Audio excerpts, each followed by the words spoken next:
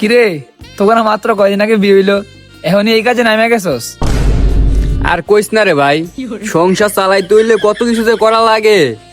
একটা জামাই বিয়া করছি, দিন বেড়ে করে টিকটক, না কোনো কাজ কাম করে না দুইটা ইনকাম করে।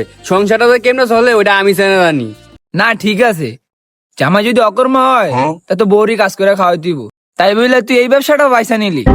না, আমার জামাই কইলো এই ব্যবসায় নাকি টাকা বেশি দেয় মাইনছে, এই কারণে আমারে বিয়া করি পরের দিনই বোঝস না এই ব্যবসাতে নামায় দিছে। এখন তুই যাবি কিনা ওইটা কো, আমার লয় বেশি কথা বলিস না, কাস্টমার আইতে দে সর। না তুই তো আবার নারায়ণগঞ্জের মাইয়া, তোর লগে তো আর বেশি মুলামুলি করন যাবে না। নে বল তোর কত লাগবো?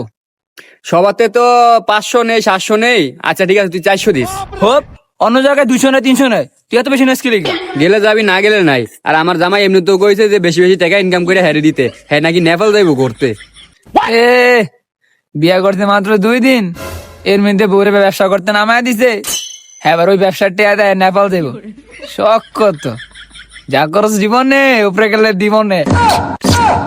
এ বেশি কথা কইস না তো, আমি হইলাম তার একমাত্র গাবি, আমি যদি ইনকাম না করি তো হ্যাঁ খাওয়া মুখি।